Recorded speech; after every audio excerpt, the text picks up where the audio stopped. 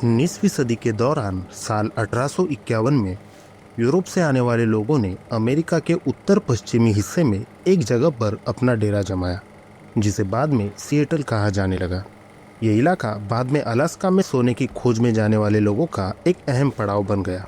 धीरे धीरे अलास्का के वो इलाके जहाँ से आसानी से सोना निकाला जा सकता था पूरी तरह से खत्म हो गए, जिस वजह से खनिकों को और दुर्गम और खतरनाक जगहों में जाना पड़ा। इन्हीं मुश्किलों के साथ साथ 1929 की महामंदी जैसे हालातों ने मिलकर इस इलाके में सोने की खोज के युग को पूरी तरह खत्म कर दिया। लेकिन सिएटल पीछे नहीं हटा। वहाँ के लोगों ने अपना ध्यान एक और बड़ी प्राकृतिक संपत्ति पर लगाया, जो थी लकड़ी। अमेरिका में कंस्ट्रक्शन तेजी से बढ़ रहा था और ऐसे समय में सिएटल लकड़ी का प्रमुख निर्यात केंद्र बनकर खड़ा रहा। और ये सब मुमकिन हुआ वहाँ के मेहनती और जिद्दी लोगों की बदौलत। हालांकि सिएटल को असली पहचान अपनी 3 बातों से मिली। यहाँ की लगातार गिरने वाली बारिश, निर्वाणा, पर्ल जैम और साउंड गार्डन जैसे बैंड से शुरू हुआ ग्रंज म्यूजिक प्रोटेस्ट, और एक दुखद कारण अमेरिका के सबसे कुख्यात सीरियल किलरों में से एक का यही शहर होना। दोस्तों, स्वागत है आपका चैनल गुमशुदा हड्डियां के एक और डरावने एपिसोड में। आज हम उस कातिल की कहानी के बारे में जानेंगे जिसे दुनिया ग्रीन रिवर किलर के नाम से जानती है। 15 अगस्त 1982 की सुबह सिएटल का रहने वाला 41 वर्षीय रॉबर्ट एन्सवर्थ अपनी रबर की बोट लेकर ग्रीन रिवर पहुंचा, जहां वो अक्सर मछली पकड़ने जाता था। नदी में बहते हुए उसने किनारे पर एक अधेड़ उम्र के व्यक्ति को खड़ा देखा। उसके पास एक पिकअप ट्रक था जिसमें एक और आदमी बैठा हुआ था। रॉबर्ट ने उससे पूछा कि क्या उसे कुछ मछली मिली। उसने नहीं कहा और रॉबर्ट से भी वही सवाल पूछा। रॉबर्ट ने भी मना किया और आगे बढ़ गया। कुछ ही देर में रॉबर्ट की नजर पानी में झूलती किसी चीज पर पड़ी। पहले तो उसे पुतला लगा, लेकिन उसने एक लकड़ी की डंडी से जांचने की कोशिश की, लेकिन खुद नाव से गिर गया। जैसे ही वो ऊपर आया, उसे समझ में आ गया कि वो किसी महिला की लाश थी, एक ब्लैक लेडी। सदमे में आकर उसने देखा कि नदी किनारे पर एक और ब्लैक लेडी की अधनंगी लाश पड़ी थी। डर के मारे वो तैरकर दूर चला गया और करीब आधे घंटे बाद जब उसने एक आदमी को अपने 2 बच्चों के साथ वहां से गुजरते देखा, तब मदद मांगी। रॉबर्ट ने उस आदमी को पूरी बात बताई और उसने तुरंत पुलिस को इन्फॉर्म किया। पहला पुलिस वाला इसे एक नॉर्मल कॉल समझकर पहुंचा, लेकिन जैसे ही उसने शवों को देखा, उसने तुरंत बैकअप बुला लिया। कुछ ही घंटों में इलाके को घेर लिया गया और फॉरेंसिक टीम जांच में जुट गई। तलाशी के दौरान पास के एक घास वाले मैदान में तीसरी लाश भी मिली। ये एक लड़की का शव था। उसके शरीर पर केवल जीन्स थी जो गर्दन पर बंधी हुई थी और उसके हाथ पैरों पर गहरी चोट के निशान थे। इस लड़की की पहचान 16 साल की ओपल मिल्स के रूप में हुई। बाकी लाशों के मुकाबले उसका शरीर काफी अच्छी हालत में था, जिससे अंदाजा लगाया गया कि उसकी मौत 24 घंटे पहले ही हुई थी। सीनियर फॉरेंसिक ऑफिसर डोनाल्ड रे ने कंफर्म किया कि 3 महिलाओं की हत्या गला घोटकर की गई थी। उन्होंने ये भी नोट किया कि शवों को पानी में इस तरह रखा गया था कि पानी के अंदर के पत्थर उनके शरीर को बहने से रोक रहे थे। पानी में मिली 2 महिलाओं की पहचान 31 साल की मार्शिया चैपमैन और 17 साल की सिंथिया हाइडन्स के रूप में हुई। पोस्टमार्टम के दौरान एक बेहद भयानक बात सामने आई। दोनों के शरीर में ट्रायंगुलर शेप के पत्थर डाले गए थे।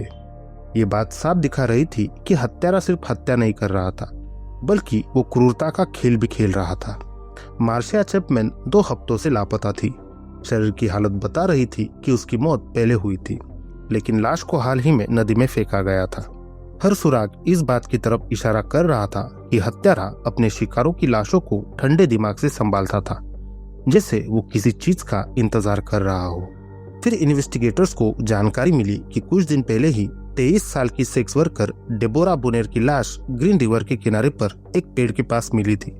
उससे भी पहले वेंडी ली कॉफील्ड का शव उसी नदी में तैरता मिला था। दोनों को गला घोटकर मारा गया था। जैसे ही पुलिस इन 5 हत्याओं की जांच में जुड़ी थी, ग्रीन रिवर से एक और लाश मिली और अब सीरियल किलर की आशंका को नजरअंदाज करना नामुमकिन हो गया।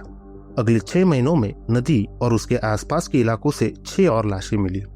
इसने सिएटल पुलिस को हिलाकर रख दिया। अब ये मान लिया गया कि ये कोई आम अपराधी नहीं था, कोई हत्यारा लंबे समय से एक्टिव था। इसी के चलते एक खास टास्क फोर्स बनाई गई और शहर में एक अभूतपूर्व जांच शुरू हो गई। जैसे ही टास्क फोर्स बनाई गई, किंग काउंटी के कुछ सबसे अनुभवी इन्वेस्टिगेटर्स को इस केस के लिए चुना गया और न्यूज़पेपर्स में हेडलाइन तेजी से छपने लगी कि ये जांच टेड बंडी के जांच के बाद से सबसे बड़ी ऑपरेशन है, जिसे लीड किया था डिवीजन चीफ रिचर्ड क्रॉस्के ने, जिनके साथ थे डेव रिचर्ड, जो गंभीर अपराधों की टीम के प्रमुख थे।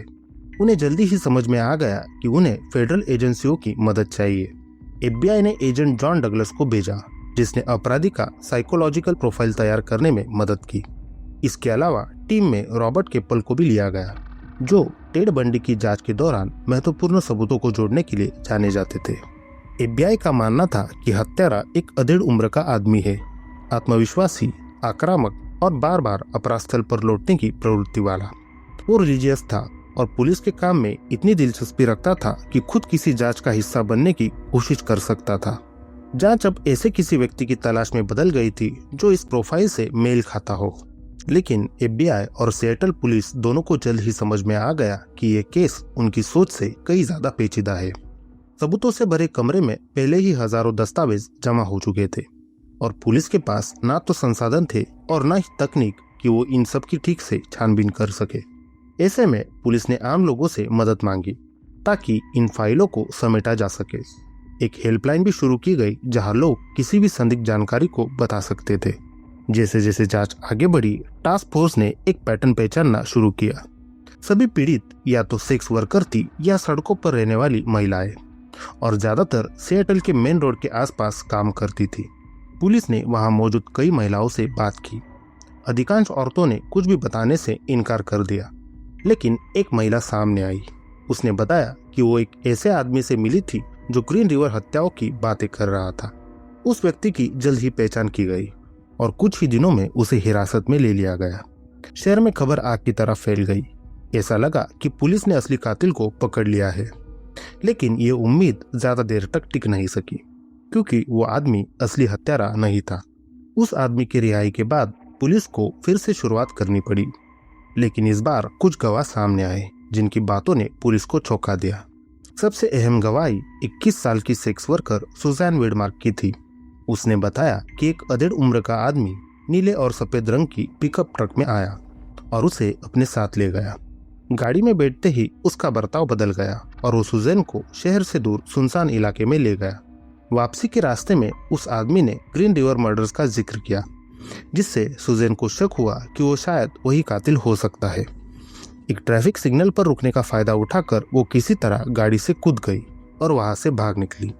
इसी तरह की एक और गवाही डेब्रा एस्टेस नाम की एक लड़की ने दी, जो सिर्फ 15 साल की थी और उसी इलाके में काम करती थी। उसने भी बताया कि एक आदमी उसे दूर ले गया था, जहां उसने बेहद डरावना बर्ताव किया और फिर उसे एक सुनसान जगह पर छोड़ दिया। इन दोनों बयानों के आधार पर पुलिस ने एक नए संदिग्ध की पहचान की, चार्ल्स क्लिंटन क्लार्क, जो सिएटल का एक कसाई था। उसके घर पर छापे में 2 बंदूकें मिली। सुजैन और डेब्रा दोनों ने तस्वीरों में उसे पहचान लिया। उसने दोनों घटनाओं की बात स्वीकार की और उसे सजा भी मिली, लेकिन हत्याओं के वक्त वो हर बार किसी न किसी ठोस जगह मौजूद था। अगले ही हफ्ते मामला और गंभीर हो गया, जब एक 19 साल की गर्भवती युवती मैरी मिहान गायब हो गई। आखिरी बार उसे वेस्टर्न 6 मोटेल के पास देखा गया था, एक ऐसा इलाका जो पहले से ही पुलिस के नजर में था। ये भी सामने आया कि 2 हफ्ते पहले 16 साल की 2 लड़कियां कैसी ली और टेरी मिलिगन भी लापता हो चुकी थी। गायब होने की तारीखों में लगातार गड़बड़ी और सुरागों के बीच तालमेल की कमी ये दिखा रही थी कि टास्क फोर्स का आपसी तालमेल बिगड़ चुका था। पुलिस हत्यारे की रफ्तार से पीछे छूटती जा रही थी और जल्द ही एक नई थ्योरी सामने आई। ऐसा लग रहा था कि हत्यारा खुद इन सर्च ऑपरेशंस में हिस्सा ले रहा था। इसी आधार पर एक टैक्सी ड्राइवर को संदिग्ध मानकर पूछताछ की गई। वो इस सर्च ऑपरेशन में खुद भी एक स्वयंसेवक था। उसका प्रोफाइल FBI के बनाए गए हत्यारे के प्रोफाइल से मैच हो रहा था। इसी वजह से एजेंटों ने उसके हर कदम पर नजर रखना शुरू कर दिया। उसने अपराध से इनकार किया, पर सबूतों की कमी के बावजूद पुलिस ने उसे पूरी तरह से संदिग्धों की सूची से नहीं हटाया। उसे ट्रैफिक नियमों के उल्लंघन में गिरफ्तार किया गया और लगातार उससे कबूल करवाने की कोशिश की गई कि वो किसी न किसी रूप से हत्याओं से जुड़ा है, लेकिन वो नहीं टूटा। उसके खिलाफ केवल यही जानकारी थी कि वो उन 5 पीड़िताओं के बारे में जानता था और अक्सर उन इलाकों में आता जाता था जहां ये महिलाएं काम करती थी। सितंबर 1982 के आखिरी हफ्ते में जांच ने एक और मोड़ लिया। 17 साल की सेक्स वर्कर गिसेल लेवोन की सड़ी गली लाश सीटेक एयरपोर्ट के साउथ में मिली, जिसके गले में काली जुराब बंधी हुई थी। पोस्टमार्टम से पता चला कि मौत गला घोटने से हुई थी। परिवार ने बताया कि जब वो लापता हुई थी तो उसके बाल सुनहरे थे, लेकिन लाश के बाल काले रंग से रंगे गए थे। इससे ये बात साफ हो गई कि हत्यारा केवल हत्या तक सीमित नहीं था, वो अपने शिकार और पूरे क्राइम सीन को कंट्रोल करने की कोशिश करता था। सितंबर 1982 से लेकर अप्रैल 1983 तक 14 और लड़कियां लापता हो चुकी थी।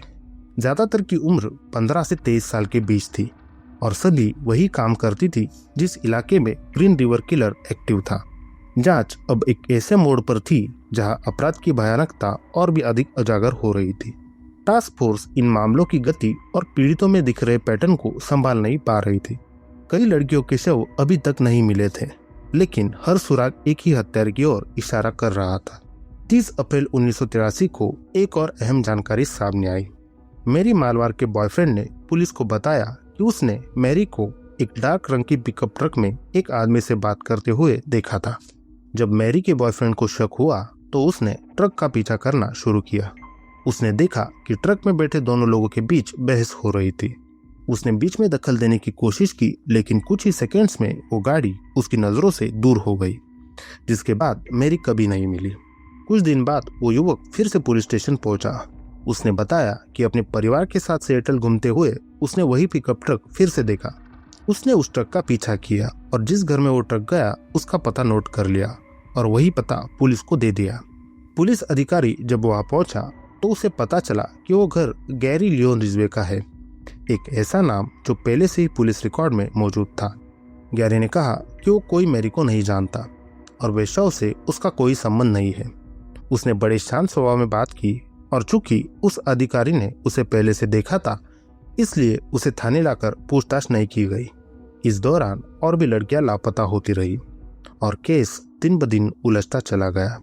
टास्क फोर्स के पास ठोस सबूतों की कमी थी और कॉल सेंटर हर दिन सैकड़ों फालतू सुरागों से भरता जा रहा था। इस अफरा तफरी के बीच रॉबर्ट केपल ने फैसला किया कि वो इस पूरे केस की जानकारी को समराइज करेगा। उसने एक रिपोर्ट तैयार की और किंग काउंटी के शेरिफ को सौंप दी। रिपोर्ट पढ़कर शेरिफ हैरान रह गया। रॉबर्ट ने बताया कि इस केस से जुड़ी अहम जानकारी, गवाहियां और सबूत सब कुछ बेतरतीब ढंग से बिखरा हुआ था, जिससे पुलिस की रफ्तार धीमी पड़ गई थी। अपनी रिपोर्ट में रॉबर्ट ने इस बात पर जोर दिया कि यदि हत्यारे को पकड़ना है तो सबसे पहले पूरी इन्वेस्टिगेशन को नए सिरे से शुरू करना होगा। उसने सुझाव दिया कि गुमशुदा लोगों की फाइलों की तुलना उन शवों से की जाए जो अब तक मिले हैं, जिससे ये समझा जा सके कि कितनी महिलाएं गायब हुई है और कितने के शव बरामद हुए। उसने अंदाजा लगाया कि इस काम में करीब $2 मिलियन का खर्चा आएगा, जो शेरिफ को बहुत ज्यादा लगी क्योंकि इससे पहले भी इतनी ही रकम खर्च हो चुकी थी। फिर भी शेरिफ ने यह बात मानी कि अगर जानकारी को व्यवस्थित नहीं किया गया तो शायद कुछ बहुत जरूरी सुराग हमेशा के लिए खो जाएंगे। लेकिन इतनी गंभीरता के बावजूद ये योजना तुरंत पास नहीं हुई। अब तक टास्क फोर्स सिर्फ एक ही उम्मीद पर चल रही थी कि शायद हत्यारा कभी कोई गलती कर बैठे। 8 मई 1983 को मामला अचानक बदल गया जब मैपल वैली में एक परिवार जंगल में मशरूम खोजते हुए 21 साल की कैरोल एन क्रिस्टेंसन की लाश पर जा पहुंचा। मौत का तरीका बेहद अजीब था। महिला के सिर पर एक भूरे रंग के कागज का बैग चढ़ा हुआ था। उसकी गर्दन पर एक मछली रखी गई थी और दूसरी मछली उसके बाएं स्तन पर थी। पैरों के बीच एक बोतल रखी गई थी और उसके हाथ पेट पर इस तरह से रखे गए थे मानो कोई शव सजा कर रखा हो, जिसके बाएं हाथ पर कच्चा कीमा रखा गया था। पोस्टमार्टम रिपोर्ट में बताया गया कि उसकी हत्या रस्सी से गला घोंटकर की गई थी। शव की हालत से साफ था कि उसे पानी में डुबोया गया था। यही बात इस हत्या को ग्रीन रिवर किलर से जोड़ती थी। इसके बाद के महीनों में 9 और सेक्स वर्कर महिलाएं लापता हो गई। कुछ शवों के मिलने का तरीका पहले से अलग था, जिससे यह तय करना मुश्किल हो गया कि क्या वो भी इसी हत्यारे की शिकार थी। 1983 की पतझड़ और सर्दियों में 17 साल की शॉन्डा समर्स के अवशेष मिले, जो महीनों से लापता थी। उसे भी मृतकों की लिस्ट में शामिल कर लिया गया। कुछ महिलाएं अब भी लापता थी और कुछ की पहचान अब तक नहीं हो पाई थी। सितंबर से अक्टूबर के बीच 9 और महिलाएं गायब हुई। इनमें से 7 के शव मिले और सभी में वही पैटर्न दिखा। और एक बात सामने आई, अधिकतर शव सी टेक एयरपोर्ट के साउथ में पाए गए, जैसे वो इलाका हत्यारे के लिए एक कब्रिस्तान बन चुका था। इसके बाद एक बड़ा सर्च ऑपरेशन चलाया गया, जिसमें कुछ स्काउट्स ने भी हिस्सा लिया। इस खोज के दौरान कचरे से ढकी जमीन में एक कंकाल मिला, जिसकी पहचान 22 साल की केली वेयर के रूप में हुई, जो जुलाई से लापता थी। नवंबर की शुरुआत में एयरपोर्ट के दक्षिणी इलाकों में और गहराई से तलाशी ली गई, जहां से मेरी मिहान और उसके अजन्मे बच्चे के अवशेष बरामद हुए। 18 साल की मेरी 1982 से लापता थी और माना गया कि वो पहली महिला थी जिसे हत्यारे ने जमीन में गाड़ा। इस केस ने पुलिस को चौंका दिया, क्योंकि शव के पास कुछ अजीब चीजें मिली। मेरी की खोपड़ी पर अब भी चमड़ी और बाल के रेशे मौजूद थे। मौके से 2 आधे टूटे पीले पेंसिल और एक ट्रांसपेरेंट प्लास्टिक ट्यूब भी बरामद हुई। लेकिन सबसे अहम सबूत था उसके प्राइवेट पार्ट में फंसी बालों की एक गुच्छी। अगले ही महीने 16 साल की किमी काई पिट्सो की खोपड़ी ऑबर्न वाशिंगटन में मिली। वो सिएटल की रहने वाली थी और अप्रैल से लापता थी। अब वो भी ऑफिशियली हत्यारे की शिकारों की लिस्ट में जोड़ दी गई। इससे पता चला कि हत्यारा अब भी सक्रिय है, लेकिन अब वो लाशों को अलग अलग जगहों पर फेंक रहा है। इस वजह से पुलिस फोर्स में और बढ़ोतरी की गई। सरकारी तौर पर ग्रीन रिवर किलर के पीड़ितों की लिस्ट आज भी कॉन्फिडेंशियल रखी गई है। सितंबर से दिसंबर 1983 के बीच सिएटल के अलग अलग इलाकों में लगभग 18 शव बरामद हुए। इन सब में वही पैटर्न नजर आया जो पहले की हत्याओं में देखा गया था, लेकिन इन मामलों में से कई को ऑफिशियली लिस्ट में शामिल नहीं किया गया, और क्यों नहीं किया गया ये आज भी क्लियर नहीं है। इस दौरान जब हत्यारा अमेरिका के इतिहास में सबसे जानलेवा अपराधियों में से एक बनता जा रहा था, टास्क फोर्स के नेतृत्व में बदलाव हुआ। कैप्टन फ्रैंक एडमसन ने कमान संभाली और पूरी टीम को सी टेक एयरपोर्ट के पास बुरियन काउंटी स्टेशन में ट्रांसफर कर दिया, ताकि जांच एक ही जगह से कंट्रोल हो सके और ज्यादा तेजी से काम हो। इस नई व्यवस्था में रॉबर्ट केपल ने सुझाव दिया कि अलग अलग अधिकारियों को खास सुरागों और दिशा विशेष पर केंद्रित किया जाए। फ्रैंक ने 3 अधिकारियों को उन मामलों पर फोकस करने को कहा जहां अपराधी के पैटर्न से मेल खाने वाले संकेत थे। बाकी 22 पुलिस कर्मियों को उन इलाकों में गश्त लगाने का काम दिया जहां पहले शव मिले थे, ताकि किसी संदिग्ध गतिविधि पर नजर रखी जा सके। रॉबर्ट ने यह भी सलाह दी कि संदिग्धों को 3 कैटेगरीज ए, बी और सी में बांटा जाए। ए कैटेगरी में वो लोग शामिल थे जिन पर सबसे ज्यादा शक था, और बाकी को धीरे धीरे सूची से हटाया जाता। इस नई रणनीति से उम्मीद जगी कि जांच में अब कुछ ठोस नतीजे निकलेंगे। लेकिन 14 फरवरी 1984 को सिएटल से करीब 60 किलोमीटर दूर इंटरस्टेट 90 के पास 22 साल की डेलिस प्लेगर के अवशेष मिले, जो अक्टूबर से लापता थी। इसके अगले 2 महीनों में 9 और शव सामने आए। इस बार एक नया पैटर्न देखने को मिला। अधिकतर लाशें कचरा फेंकने की जगहों के पास मिली। लाशों के फेंकने की जगह अब अनियमित हो गई थी, जिससे तलाश और मुश्किल हो गई। लेकिन जिन महिलाओं को मारा गया वो उसी इलाके की थी, सिएटल के डाउनटाउन और हाईवे 99 के आसपास। जब इन सभी जगहों को नक्शे में जोड़ा गया तो एक त्रिकोण सा बना, जिससे ये शक और मजबूत हो गया कि हत्यारा शायद इसी इलाके के अंदर कहीं रहता हो। ये बात पब्लिक नहीं की गई, लेकिन टास्क फोर्स के पास कुछ ठोस सुराग थे, जैसे कि हाल ही में मिले शवों के पास पैरों के निशान। हालांकि कुछ प्रगति जरूर हुई थी, फिर भी ग्रीन रिवर किलर का नाम अब एक रहस्यमय दंतकथा जैसे बनता जा रहा था। एक ऐसा डर जो धीरे धीरे शहर की हवा में घुल गया था। इस बीच एक स्वयंसेवक और self proclaimed psychic Barbara Kubik Pattern ने दावा किया कि उसे एक और डंपिंग साइट का विजन हुआ, जो इंटरस्टेट 90 के पास ही थी। पुलिस ने उसकी बात को गंभीरता से नहीं लिया, लेकिन बारबारा ने खुद ही वो जगह तलाशने का फैसला किया और वहीं से उसे एक महिला का शव मिला। ये बात खुद पुलिस के लिए चौंकाने वाली थी, क्योंकि वो पहले से इस इलाके की निगरानी कर रहे थे। बारबारा को वहां घुसते देख लगभग गिरफ्तार कर लिया गया। इस घटना की चर्चा ने शव की खोज से ज्यादा ध्यान खींचा और इसी वजह से पुलिस ने उस इलाके में गहराई से जांच की।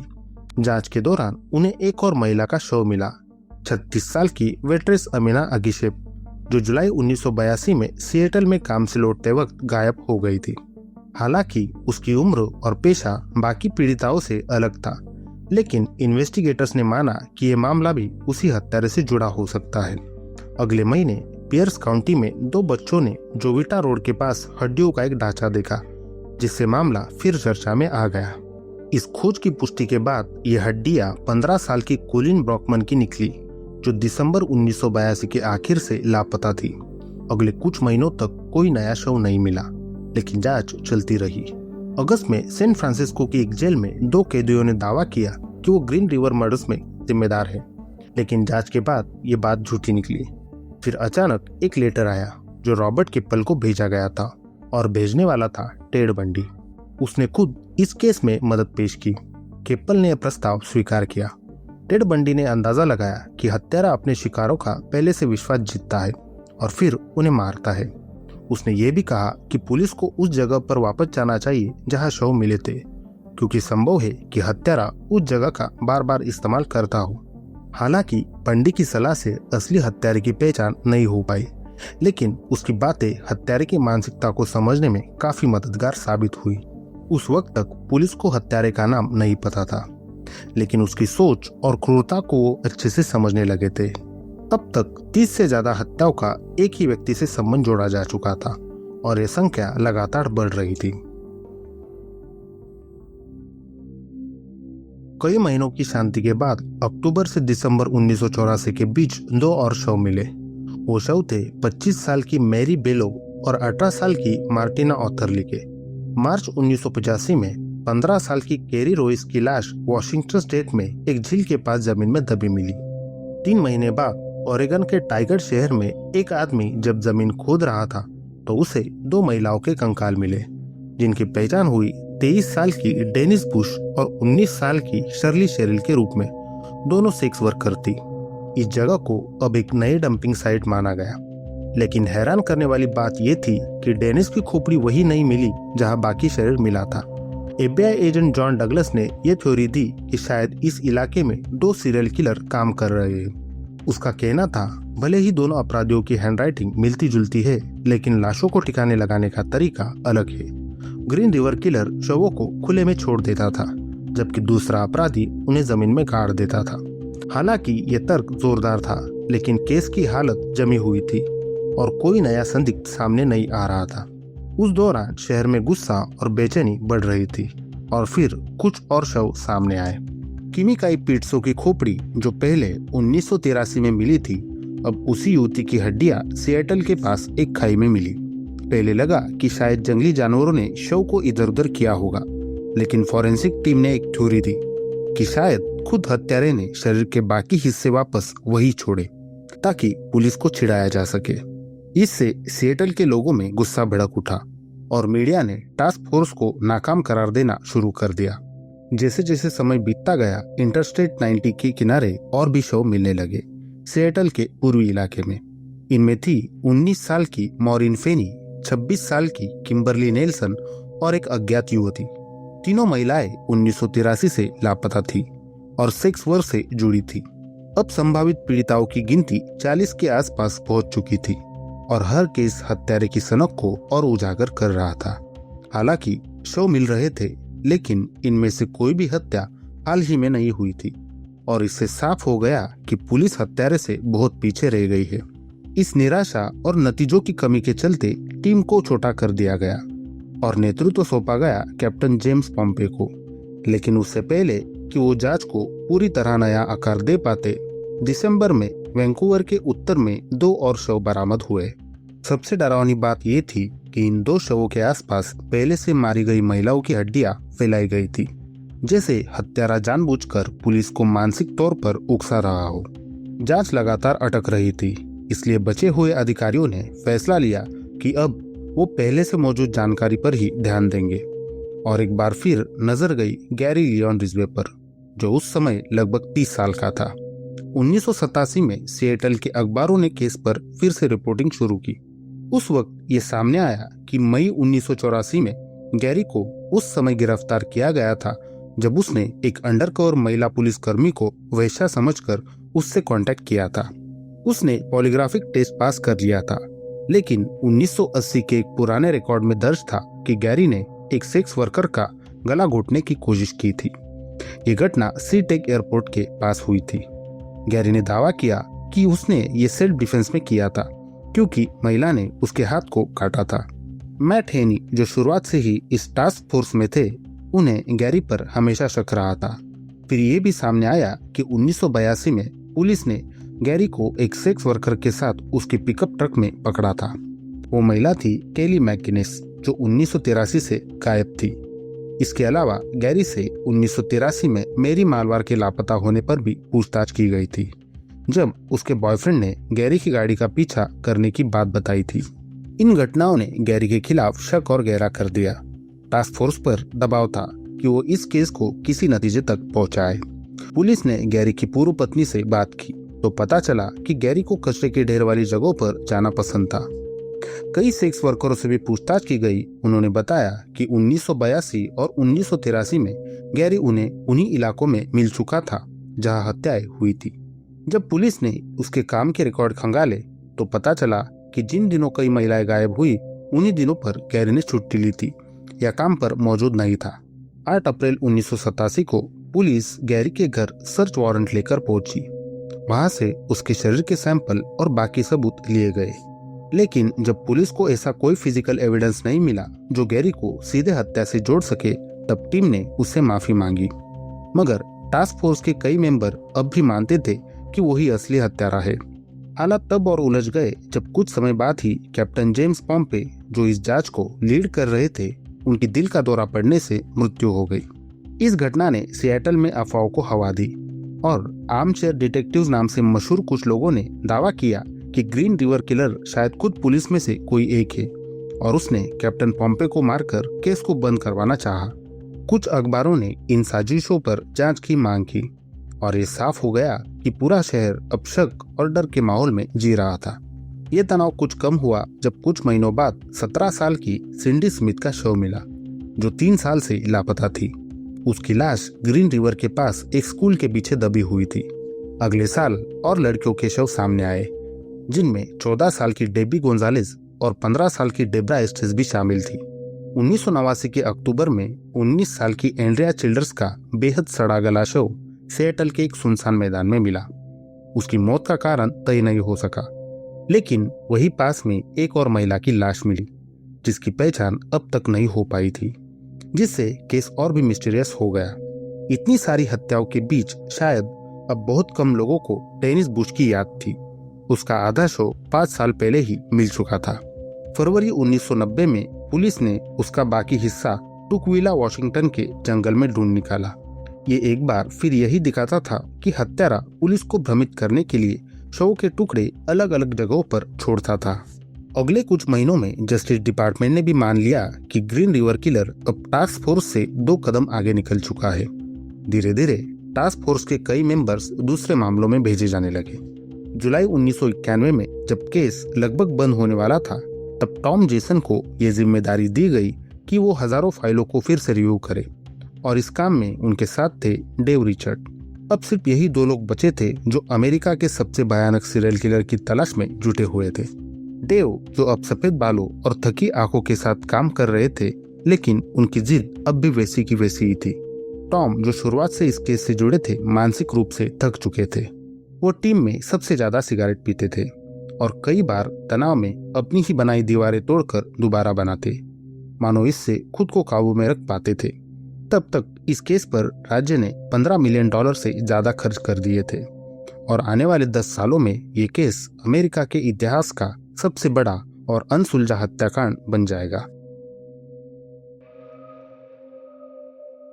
अप्रैल 2001 में पहले अपराध के लगभग 20 साल बाद ग्रीन रिवर किलर की जांच ने एक नया मोड़ लिया। इस समय डेव रिचर्ड, जो अब किंग काउंटी के शेरिफ बन चुके थे, अब भी इस केस को भूले नहीं थे। उनकी पहल पर एक नई टास्क फोर्स बनी जो सिर्फ इसी केस को फिर से खोलने के लिए बनाई गई। टॉम जेसन को दोबारा बुलाया गया। शुरू में टीम में सिर्फ 6 लोग थे, जिनमें कुछ फॉरेंसिक एक्सपर्ट भी शामिल थे। धीरे धीरे नई तकनीक और संसाधनों की मदद से टीम का विस्तार हुआ और उसमें कुल 30 लोग शामिल हो गए। 3 पीड़िताओं से मिले डीएनए नमूने, जिनमें हत्यारे का बायोलॉजिकल सैंपल्स भी था, अब आधुनिक लैब में दोबारा जांच के लिए भेजा गया। डेव रिचर्ड को भरोसा था कि नए उपकरणों की मदद से गैरी रिजवे के पुराने सैंपल से तुलना संभव होगी। जिसे 1987 में पहले ही जांचा गया था।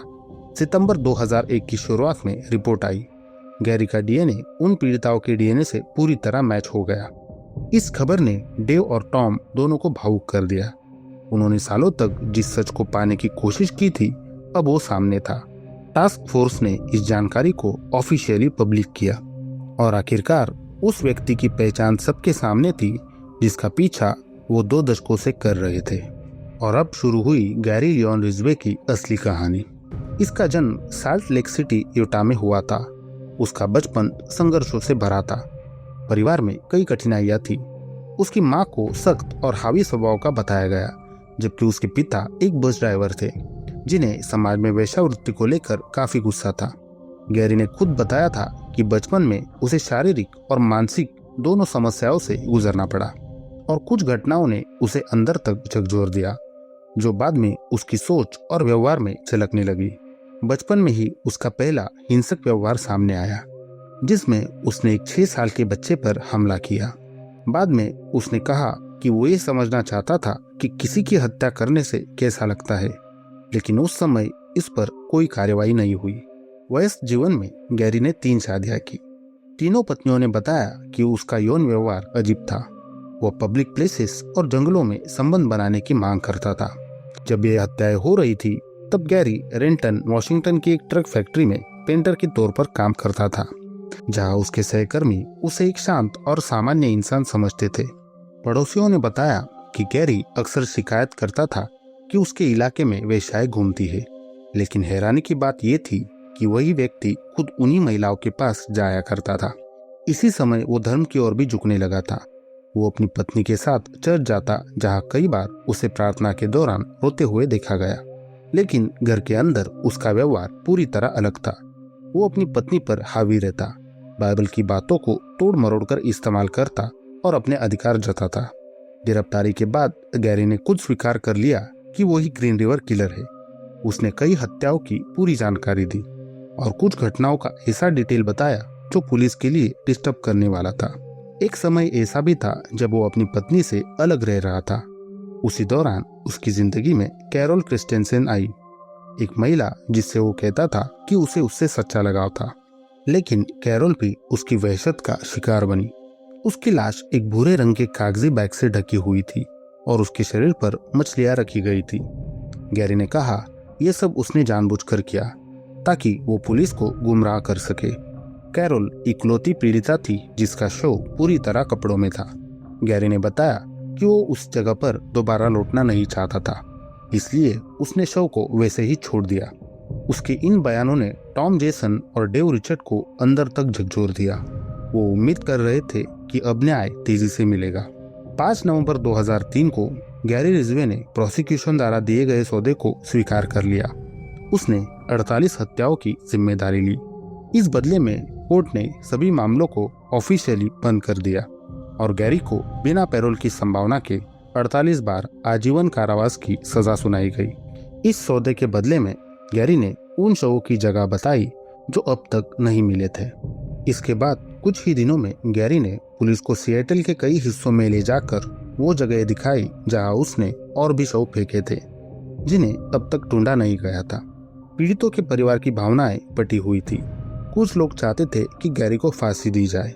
अगले महीने किंग काउंटी कोर्ट में जब सजा सुनाई जा रही थी, गैरी रिजवे उन परिवारों के सामने खड़ा था जिनकी बेटियां और बहनें उसकी शिकार बनी थी। एक भावुक पल में जब एक पीड़िता के पिता ने गैरी से कहा कि वो उसे माफ करता है, तो गैरी की आंखों से आंसू बहने लगे। प्रोसिक्यूटर पक्ष ने अदालत में कहा कि गैरी रिजवे ने सेक्स वर्कर महिलाओं को बेकार समझा और वो ये मानता था कि उन्हें मारकर वो समाज की सफाई कर रहा है। लेकिन सुनवाई के अंत में अभियोजकों ने एक और बात कही जो और भी डरावनी थी। उनका मानना था कि गैरी ने जिन 48 हत्याओं को स्वीकार किया है वो असल संख्या से बहुत कम है। इन्वेस्टिगेटर्स का अंदाजा था कि गैरी ने शायद कभी हत्याएं करना बंद ही नहीं किया और असली पीड़ितों की संख्या 70 से भी ज्यादा हो सकती है। इसी वजह से गैरी रिजवे को अमेरिका के इतिहास का सबसे जानलेवा सीरियल किलर माना जाता है। एक ऐसा नाम जो हमेशा डर और अफसोस के साथ याद किया जाएगा।